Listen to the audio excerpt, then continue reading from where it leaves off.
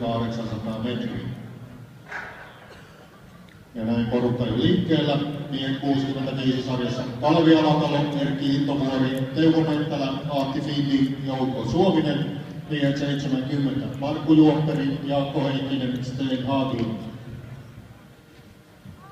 Ja vielä yksi palkintojen jako jäljellä tuosta edellisestä 800 metrin kilpailusta, eli mie 90 800 metriä. Voittaja, Suomen mestari, Pentti Saukosaari, sporttiveteraani 5.01.70.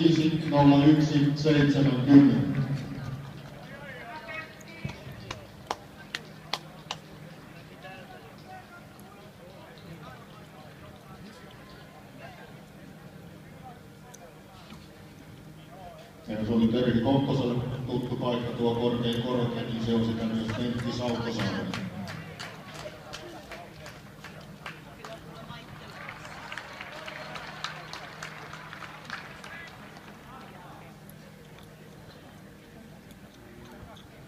Vähän on kiire tietysti, kun tänään vielä edessä sitten vielä 90 sarjassa oletettavasti 3000 metriä.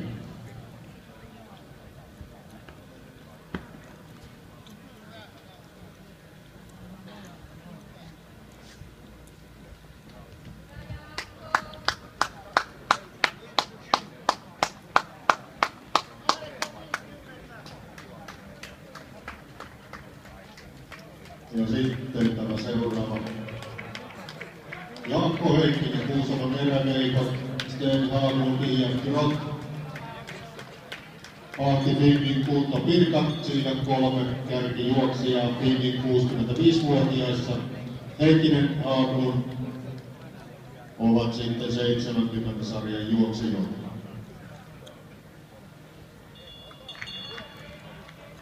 Takasuoralla Haglund ohittaa Heikkisen.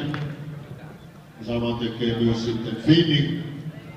Eli tällä hetkellä Suomen mestaruuksessa kiinni Sten Haglund ja Ahti Findi. Ja aivan välitöntä uhkaajaa ei nyt vielä löydy, mutta vielä ehtii tapahtua. Tätä on sitten Erkki Intovuori ja Minun vastineesta varsinaisella joka tapauksessa Sten Haglund IFK Suomen mestarisarjassa 70. Ahti Findin Kunto Pirka